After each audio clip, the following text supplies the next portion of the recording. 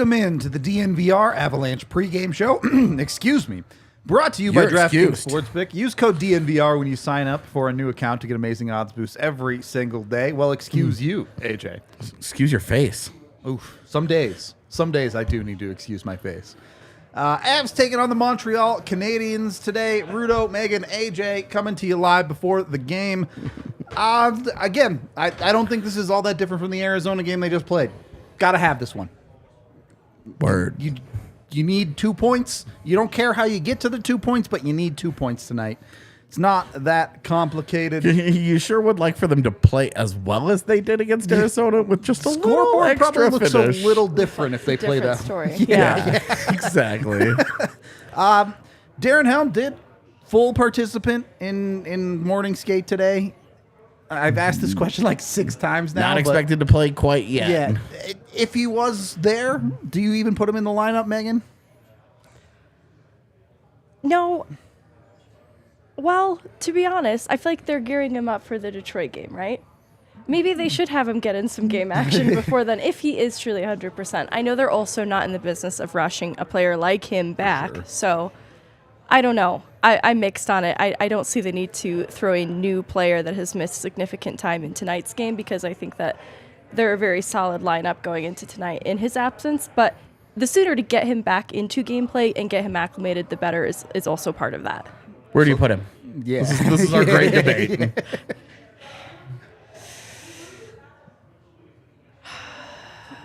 I'll tell you the same reaction we have. Because Morgan's been playing well, and Exactly. he's sort of the odd man out in this situation where I could see him being who comes out. But even look as recently as the Arizona game. He's got like 6 goals in the last month. Like, it's impossible to take him out right now, right? If you're keeping Malgin in, the answer is the answer you're probably more okay with in Matt Nieto. Or I don't want to suggest it while I'm sitting next to her. Do you bench just for one game, just to send a message? I don't want to. Just one game of Logan O'Connor on the bench. The message is for Logan? Yeah. Yeah. Dude's got 2 goals in 50 games. It's like 52 now. I don't know. I feel like I have other messages for other players. Okay, well, fire them off then. I like the idea that we're now like messages in a bottle to send each player anonymously. SOS. Yeah, I feel like I have significantly more to say to Alex Newhook right now than I do to He's Logan O'Connor. producing, though. He's producing points. I mean, if you're trying to replace role player with role player, I really do think it's Matt Nieto. And I if it's agree. if it's Helm specifically, Yeah. I'm not taking Newhook out of the lineup. I just want to be very clear, even though what I just said was suggestive. That's not where I was going. But 1-to-1, I think Matt Nieto does make the most sense. Yeah. When Morgan stops scoring, then becomes the obvious answer. Right, yeah. Yeah. It is a weird spot. The Avs have used Helm, I don't want to say fully as a center, but kind of as a pseudo center at times. When needed. Yeah. He's the guy they've been comfortable turning to. But with Lars Eller in that conversation now, they don't really need any more depth centers. Excuse me. Yeah. It's just a weird fit in the Avs bottom 6 right now. It's almost like it's too much of a good thing. Yeah. If he's healthy. Yeah. A little too samey. Yeah, where you're just like, okay, well, we've got lots of Darren Helm and Matt Nieto and Logan O'Connor and Andrew Cogliano. But the thing I wanted to talk about on today's pregame show, we're going law style, Supreme Court edition with checks and balances. I guess that's just the full government. It's not just the Supreme Court branch. Checks. The judicial branch. Thank you. That was what I was trying to think of. When it comes to checks, look at the overtime from the Arizona game the other night. Mm-hmm. The Avs execute on the forecheck, dominate a team, get the puck, eventually go on to win the game with a great play from Cale Makar. Mm-hmm. When the Avs are at their best, their forecheck is maybe the best in the league. It's a major factor. How do they get back to that consistent level of not just physicality, but jumping on teams like that? For me, I think it's just commitment. I think it's a desire to not just play the game, but to play every shift a certain way with a certain attitude and a certain approach. And it's the commitment to those details that we saw from last year's team that made them so consistently good and dangerous that has really been lacking this year. We have not gotten to see an Avalanche team that day in and day out you feel confident is going to approach the game with that level of maturity that we saw from last year. And I hate to continue to compare against last year's team because it really is an unfair comparison. Last year's team was just better. But in terms of the things that they can control, last year's team doesn't have to be better when it comes to effort and intensity. exactly. Right? When it comes to the things that they are in control of, how they approach it, their, the commitment to the details, those types of things, they've really kind of left me wanting, especially in the last few weeks. Kel McCarr said that unlike last year's team, they're not going to win games by 7 goals every night. And those types of games gave them the insurance to make mistakes in a single shift, that they don't have that room for error this season. And that's why he mentioned after, I want to say, the LA Kings game, the errors were not mentally checking in every shift. And when the margin for error is paper thin like that, it results in big mistakes. And so they have the consequences of feeling disappointing losses like the LA loss to motivate them then to see what it feels like not to check in every shift, because they can lose games like even just the January Vancouver game. In a matter of 2 minutes, the entire game is lost. And you have players like McKinnon as recently as this week saying it felt like the game was out of reach at that point. And you don't want to hear players say that. You want to see them do what they need to do then to get in front of that so that those mistakes don't happen in a matter of seconds. And I know it's hard to ask that, but the way to counter that is by playing a good process game and executing team defense from the jump. That's even what cost them a little bit in the Arizona game, was poor D-zone coverage early in the first period. And they know that. I don't need to say that. They know better. They just have to self-motivate. It's AJ, you talked about this the other day. Certainly in this Arizona game at times this year, it's felt like the Avs are getting punished for every mistake. Yeah. And I get it. You're never going to play a perfect hockey game. For sure. But it's pretty easy to strive for less mistakes. It's pretty easy to look at the errors you made and say, hey, this needs to be cleaned up. You can't do X, Y, or Z in that moment in a hockey game. I particularly, you look back at the McKinnon mistake against the Seattle, and you just say, you just can't have that. Yeah. Just needs to be better. Yep.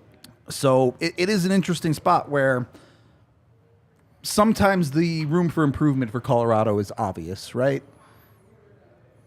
And you need to see them get there. Well, and I think that's part of the frustration is that when their level drops, it's not like every team out there is playing the best hockey that they can against the Avalanche. Right. It's not like everyone's coming in and having their best game against Colorado. It's not how the world works.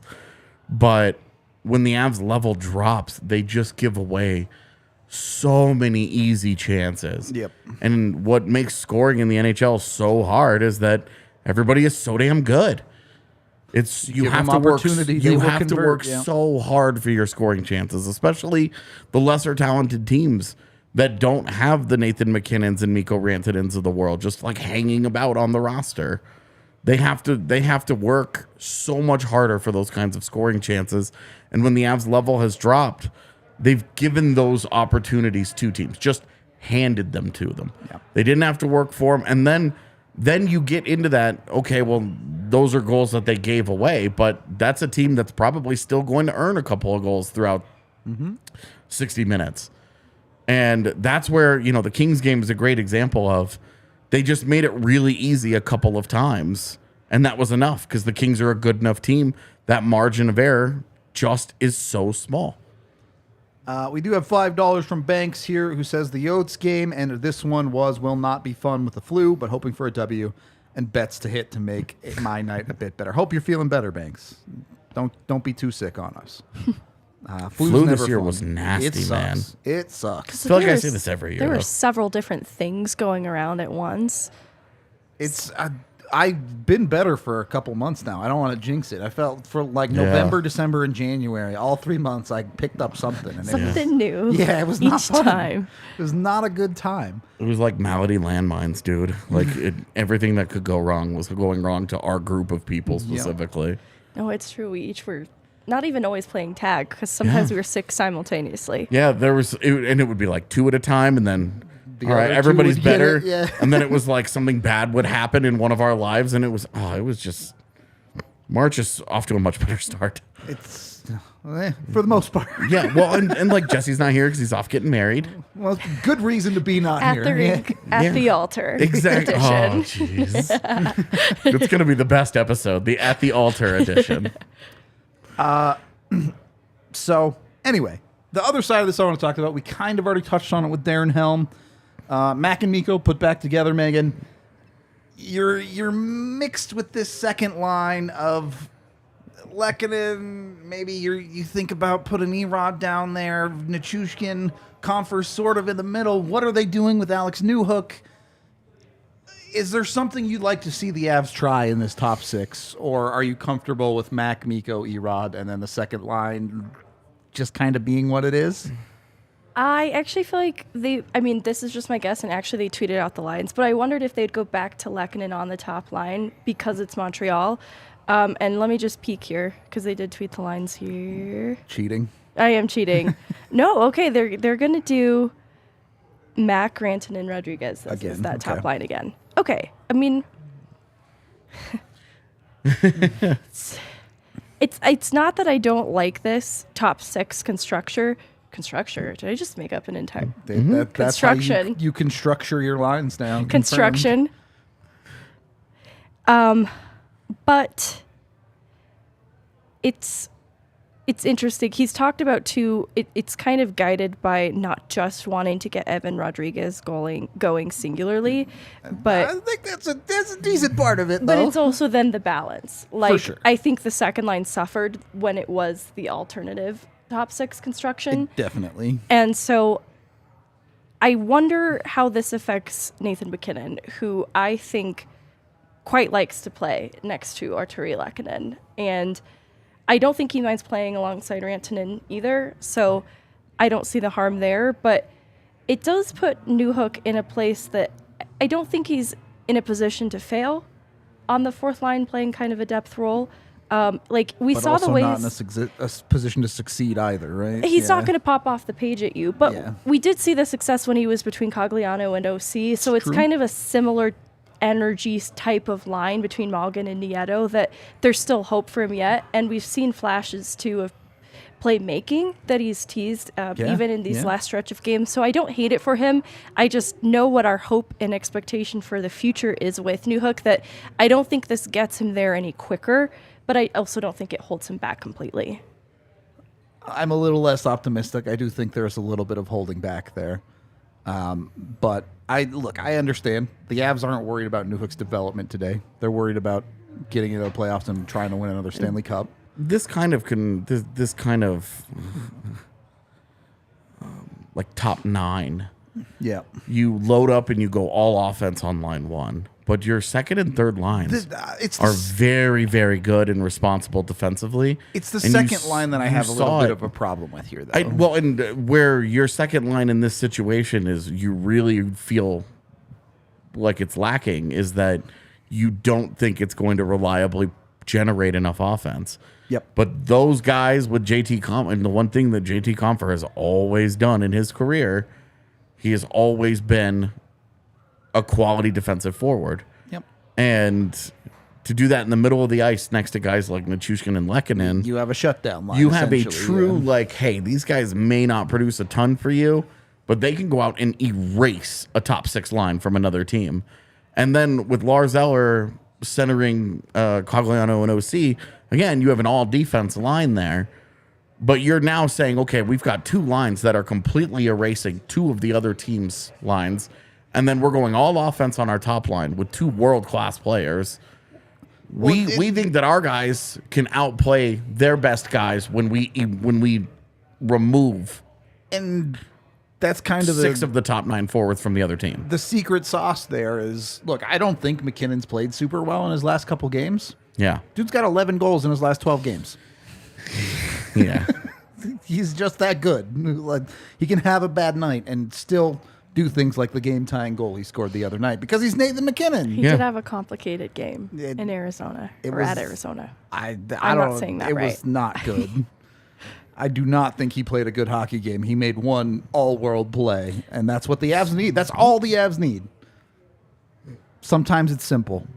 Like, if those are going to be his bad games. Right. Like, if his bad game is still, he scores a goal. Like, yeah. You feel pretty good. Well, like, you don't feel like Mikko Rantanen did much of anything the other day. He has 2 assists. And you're just like, the Mikko special. Mikko. And he what do you do?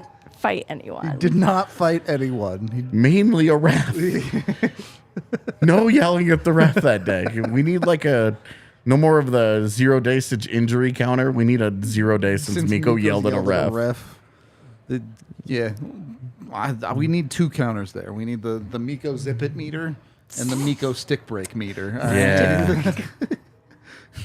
Because he goes through both of those at a high rate per year. Put it that way. I'm assuming Blaze didn't send in any bets because he's a big slacker, but I will do my best to fill it in. When the Avs are going against... Oh, look at that. Perfect. A Colorado Avalanche parlay here with DraftKings. You take the Avs to win. If Nathan McKinnon continues to pop off with 2 goals. So sorry. I always forget that I can't do it at the same time. You take the Avs to cover the puck line in the first period and the Avs' first goal. The bottom 2 there kind of go hand in hand, right? They get the first goal, feel pretty good about them covering the puck line in the first period. Mm-hmm. Against a team like Montreal, AJ, you and I were talking before the show, you'd like to see the Avs get out and have a bit of an easier one than they did in Arizona, right? Against a weaker hockey team, against a team that is, to a certain level, actively not trying to win, at least in the front office. Well, in a team, I mean, you want to talk about a team decimated by injuries. And the defense that they've been running out this year has been so young. There's so many kids on it that, look, you can take advantage of that. There you go. It's not that they're all bad or anything. It's just that they're all inexperienced. They're not used to Nathan McKinnon and Mikko Rantanen flying down on top of these guys. So, you know, I'm hopeful that they, Colorado Stars, imprint, their will into this game, and if they do that, you feel like good about it. Yeah. Look, I think you would be disappointed if the Avs don't figure out how to find this one. As far as a conversation about staying in, trying to chase down the top of the Central Division, it's an absolute must-win. Oh, absolutely. This is a tough week, so. This is the easiest, quote unquote, that you're going to have. It's the first game of a road trip. You don't have any of that fatigue. You're in Montreal against the worst team that you're going to play this week. Like, no back-to-backs are involved. No nonsense is involved. Just go beat a team that you are better than. In a normal road trip like this, you're probably looking at 500 is good enough. Yeah. If the Avs want to chase down the top of the Central, you really need 3-1. Yeah. So you'd love like 3-0-1. Yeah, right. You shouldn't take 4-0 off the table if you really want to be chasing down Dallas. Yep. The Toronto game's going to be tough, but the Ottawa one might be just as tough because of the situation. Yeah. Anyway, make sure you get over to DraftKings. Use the DNVR code when you sign up for a new account to bet $5 and get $200 in free bets. You must be 21 or older. Colorado only. Other terms, restrictions, and conditions apply. See the show notes down below for details. If you have a gambling problem, call 1-800-522-4700, and it's void in Ohio. Any final thoughts, Megan? Anything you want to get in on this game? No? You good? All right. We are about 10 minutes from puck drop, so we're going to wrap up this pregame. We appreciate all of y'all hanging out with us. Do have a watch-along coming, so you can stare at my Bobby Hill face if that's what you're into on your second screen. If not, totally understand, but please join us for post-game, same YouTube channel, same place. So subscribe if you have not, and we will talk to you in just a little bit.